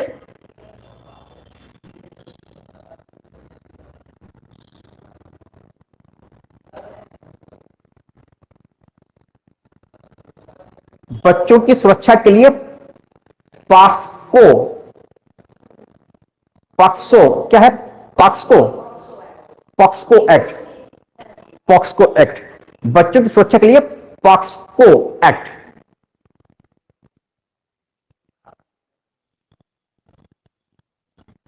पंचायतों और नगर पालिकाओं में महिलाओं के लिए सीटों का आरक्षण, पंचायतों और नगर पालिकाओं में reservation of seats for women in municipalities and panchayat,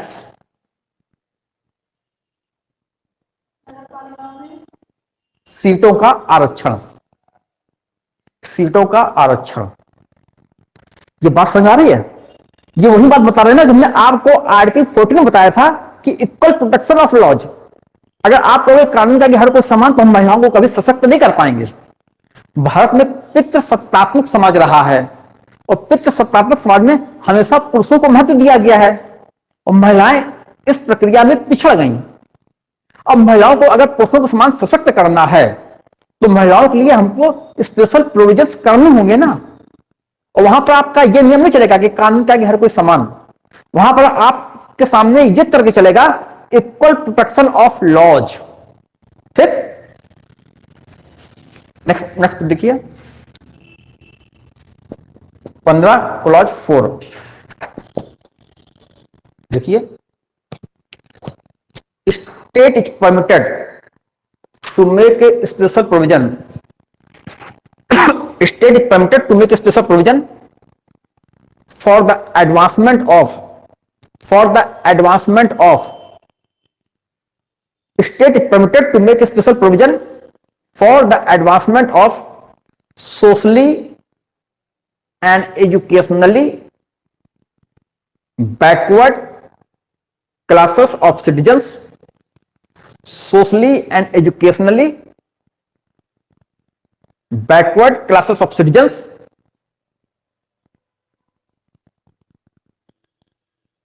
और फॉर शेड्यूल्ड कास्ट और for scheduled caste and scheduled tribes. ये पूरी बात समझ आ गई? हिंदी में लिख लीजिए। राज्य को अनुमति है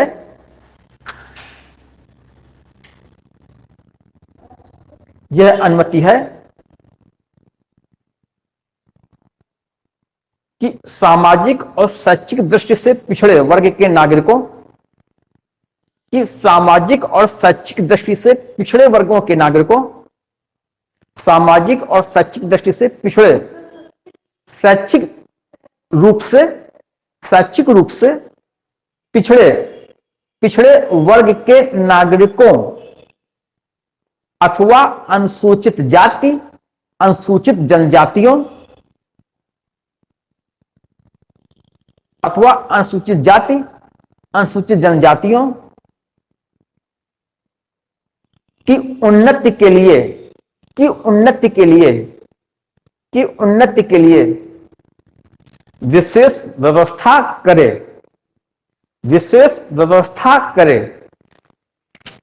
प्रतीक्षा ध्यान दो जो बता रहे हैं।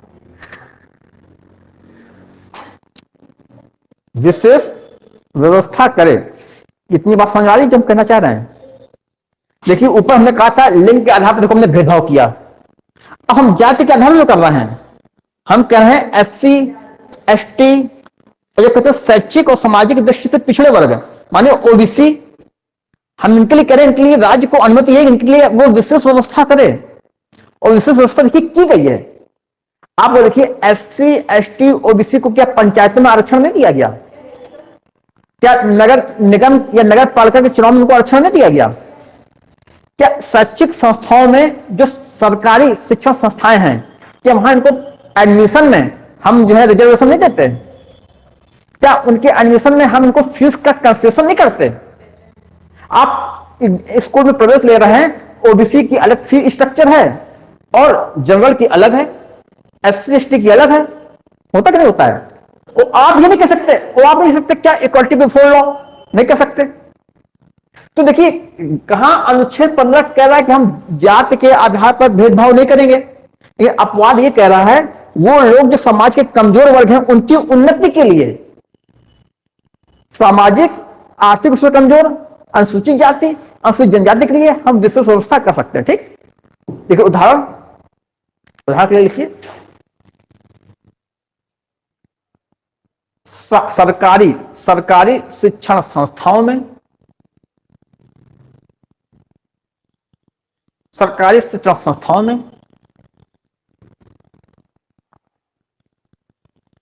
एससी एसटी और ओबीसी को दी गई फीस रियायत। ठीक,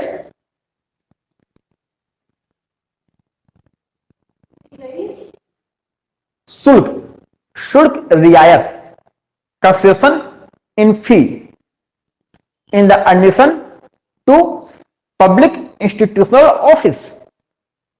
जो सरकारी स्कूल होते हैं या सरकार के द्वारा संचालित वित्त पोषित एडेड स्कूल होते हैं, सरकारी की बात कर रहे हैं, निजी की बात नहीं कर रहे हैं, वहां पर इनको एडमिशन में जो है रिजर्वेशन होता है, इनकी फीस में रियायत होती है। ठीक, ये क्या है? ये जो है इक्वल प्रोटेक्शन ऑफ लॉ है। अनुच्छेद 14 का जो सेकंड फ्रेज था इक्वल प्रोटेक्शन ऑफ लॉ, उसी को यहां अप्लाई किया जा रहा है। बात समझ आ रही है? तो 15(4) क्या है? ये एससी एसटी और ओबीसी के लिए यहां पर विशेष व्यवस्था की जा सकती है। यहां पर महिलाओं और बच्चों के लिए किया जा सकता है, तो ये भी वीकर सेक्शन है, ये भी वीकर सेक्शन है। अगर इनके साथ आप विशेष व्यवस्था नहीं करोगी हमेशा पीछे बने रहेंगे। तो इक्वलिटी बिफोर लॉ जो है ये एक अधूरी कंसेप्ट है। इक्वलिटी बिफोर लॉ जो है विधि के सामने समानता, रूल ऑफ लॉ का एक पार्ट है, पता है ना? इक्वलिटी बिफोर लॉ, कानून के सामने समता, ये जो है रूल ऑफ लॉ, विधि का शासन का एक पार्ट है। ठीक, जो हमने ब्रिटेन से लिया है। एक है इक्वल प्रोटेक्शन ऑफ लॉज जो हमने अमेरिका से लिया है, जहां इक्वलिटी बिफोर लॉ एक निगेटिव कॉन्सेप्ट है, वहीं इक्वल प्रोटेक्शन ऑफ लॉ, कानून का समान संरक्षण, एक पॉजिटिव कॉन्सेप्ट है। इतनी बात पता है आप लोगों को? आगे बताएं।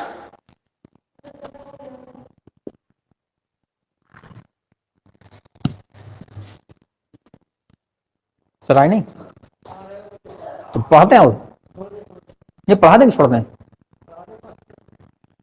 अरे सर आपके आए नहीं है। टाइम क्या, टाइम से बताइए। 11:03, 5 ऑर्डर पढ़ा दे रहे हैं। 15:05, 15:05 ये बताता है, सुनिए, जो शैक्षिक संस्थान हैं, चाहे सरकारी हो चाहे निजी हो। अब निजी में भी ये दो प्रकार के होते हैं। एक तो वो निजी शैक्षिक संस्थान जिनको सरकार से मदद मिलती है, जिसको हम कहते हैं सेमी गवर्नमेंट नहीं, इसको हम कहेंगे एडेड बाय स्टेट फंड।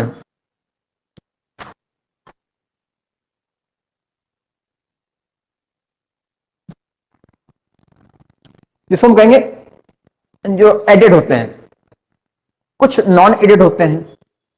तो कोई भी प्राइवेट एजुकेशन इंस्टीट्यूशन है, चाहे वो पब्लिक माने गवर्नमेंट का हो या प्राइवेट हो।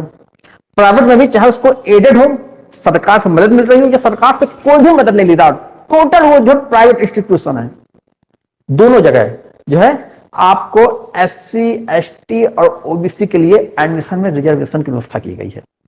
क्या है अभी हम समझाते हैं। निकाल दो इसको। ये ज्यादा तो नहीं हो रहा, बाउंस हो रहा हो, एक समय के बाद समझ में आना बंद हो जाता है सब्जेक्ट। हाँ हाँ हाँ हाँ हाँ, सही कह रही हो,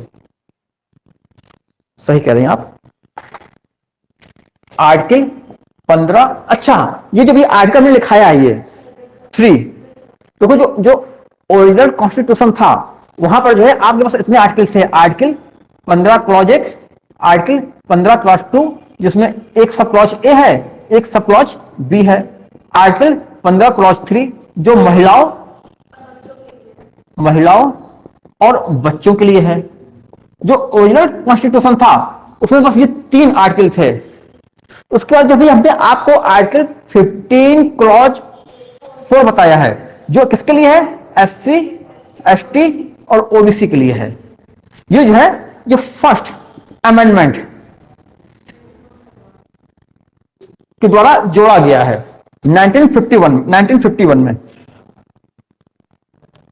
माने 1950 में संविधान लागू किया गया और 51 में जो है हमने पहला अमेंडमेंट कर दिया। फिर एक केस था state of Madras versus चंपाकम Dorai राजन।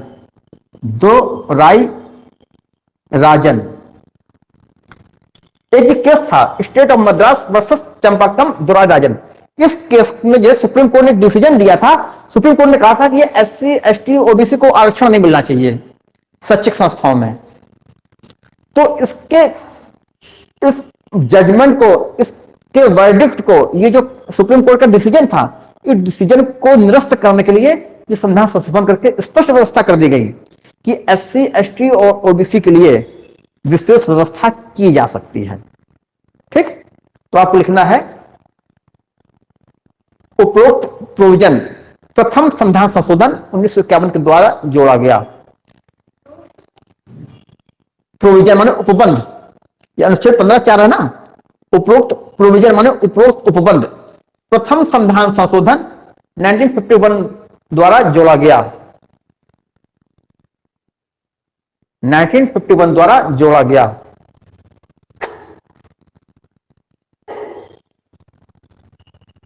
जिसका उद्देश्य था, जिसका उद्देश्य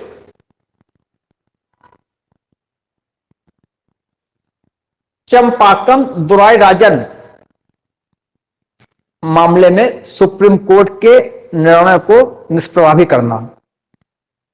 जिसका उद्देश्य था चंपाकम दोराई राजन मामले में सुप्रीम कोर्ट के निर्णय को निष्प्रभावी करना। सुप्रीम कोर्ट के निर्णय को निष्प्रभावी करना।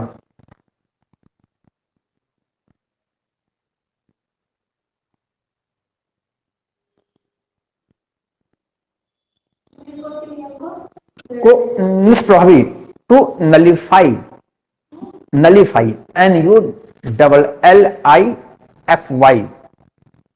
To nullify the decision delivered by Supreme Court in the case of State of Madras versus Champakam Dorairajan. हाँ, उसको निरस्त कर देना, उसको शून्य कर देना, उसको निरस्त कर देना। ठीक,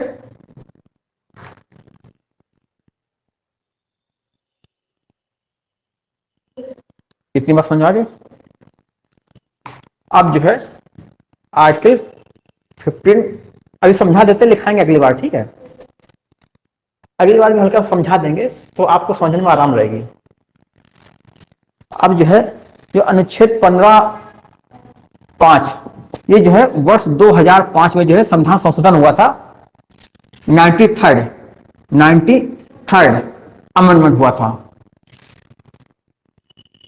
ये अमेंडमेंट पूछा जाता कि किस शिक्षा से संबंधित कौन सा अमेंडमेंट हुआ है। 93वां संविधान संशोधन शिक्षा के अधिकार से संबंधित कौन सा अमेंडमेंट है, या जो है पिछड़े वर्गों को या SC ST को स्कूलों में आरक्षण देने की जो व्यवस्था की गई है, वो स्कूल माने शैक्षिक संस्थाओं में जो आरक्षण की व्यवस्था किस अमेंडमेंट के द्वारा की गई है, 93 अमेंडमेंट के द्वारा। ठीक है, ये कब हुआ था? 2005 में। इसमें क्या व्यवस्था की गई है? इसमें यह व्यवस्था की गई है, देखिए दो प्रकार के शैक्षिक संस्थान होते हैं। एक तो सरकारी शैक्षिक संस्थान जिसको हम कहते हैं पब्लिक एजुकेशनल इंस्टीट्यूशन, एक है सार्वजनिक शिक्षा संस्थान। ठीक, यहां पर जो आरक्षण आप दे सकते हो सरकारी है। यहां पर जो है आप जो है एडमिशन में जो है आप जो है SC ST और OBC को आप जो है एडमिशन में जो है सीटें फिक्स कर सकते हो। एक होता है निजी शैक्षिक संस्थान जिसको कहते हैं निजी, एक होता है निजी शिक्षा संस्थान। ये दो प्रकार के होते हैं। अगर ये जो है एडेड हैं, एडेड का समझ आ गया, सरकार के द्वारा इनको सहायता दी जा रही है। तो एडेड में तो जो है आप जो है SC ST और OBC को जो है आप एडमिशन में सरकार की नीति को आपको मानना पड़ेगा, आपको आरक्षण देना पड़ेगा। ठीक, लेकिन एक होते हैं नॉन एडेड। नॉन एडेड मानो ये पूरी तरीके से निजी होता है, और यहां पर जो है सरकार की ये नीति नहीं चलती कि आप SC ST OBC को आरक्षण दो। बात समझ आ रही है? देखो, एक शिक्षा संस्थान वो है जो सरकारी है, वहां पर आपको आरक्षण देना पड़ेगा, सरकार का संस्थान है, सरकार के नियम आपको मानने पड़ेंगे। लेकिन जो निजी स्कूल है या निजी कॉलेज है, लेकिन अगर उसको सरकार से वित्त पोषित है, सरकार से वहां अनुदान दिया जा रहा है, सरकार से वहां पैसा दिया जा रहा है, तो वहां पर आपको SC ST OBC को आरक्षण देना पड़ेगा। लेकिन अगर वो पूरी तरीके से नॉन एडेड है, सब निजी है, प्राइवेट है और सरकार से कोई पैसा नहीं मिल रहा है, तो ऐसे संस्थान जो है ST SC OBC को जो है कोई आरक्षण नहीं देते थे। तो 93 संविधान संशोधन द्वारा यह व्यवस्था कर दी गई कि ऐसे निजी शिक्षा संस्थान भी जो है SC ST और OBC को एडमिशन में जो है आरक्षण देंगे। बात समझ आ रही है? क्योंकि ऐसा केस सामने आया था, तो सुप्रीम कोर्ट ने यह कहा था, देखिए सरकारी है तो वहां तो आपकी नीति चल सकती है, निजी है लेकिन एडेड है वहां भी आप आरक्षण दे सकते हो, मगर कोई ऐसा स्कूल कॉलेज जो प्राइवेट है, जो आपसे कोई सहायता नहीं ले रहा, अनएडेड है, वहां पर जो है आप प्रवेश कैसे लिया जाएगा, प्रवेश के क्या नियम होंगे, कितने लोगों को रिजर्वेशन दिया जाएगा, आप ऐसा कुछ नहीं कर सकते। सुप्रीम कोर्ट के इस निर्णय को निरस्त करने के लिए जो है 93वां संविधान संशोधन लाया गया और अनुच्छेद 15 में एक क्लॉज 5 और जोड़ा गया। यह कहा गया चाहे सरकारी हो चाहे निजी हो, चाहे एडेड हो चाहे नॉन एडेड हो, हर एक में आपको SC ST और OBC को एडमिशन में रिजर्वेशन देना पड़ेगा। ठीक, लेकिन एक बात और कही गई, ये कही गई कि अगर कोई माइनॉरिटी एजुकेशनल इंस्टीट्यूशन है, माने ऐसा शैक्षिक संस्थान जो अल्पसंख्यकों को द्वारा बनाया जाता है, जैसे कोई क्रिश्चियन मिशनरी है, उसने अपना स्कूल खोला मरियमपुर। कोई सिख समुदाय है, उसने अपना कॉलेज खोला गुरु नानक खत्री इंटर कॉलेज। तो जो अल्पसंख्यकों के द्वारा बनाए गए संस्थान हैं, वहां पर जो है आप आरक्षण नहीं दे सकते। ये जो है अनुच्छेद 15 का क्लॉज 5 कहता है। यहां तक बात समझ आ गई? सर आर्टिकल 15 का 3 जो है क्लॉज, उसको किस अमेंडमेंट द्वारा जोड़ा गया है? वो तो पहले से था। तो पहले से था। अच्छा, क्लॉज 1 to 3 में और जो 4 और 5 अभी हाँ 4 जो है अभी नहीं, 4 जो है 1951 51 में जब पहला संशोधन हुआ, 50 में संविधान लागू किया गया, वो अगले साल संशोधन करना पड़ा। उसके बाद ये अभी 2005 में जोड़ा गया है, 93rd। ठीक।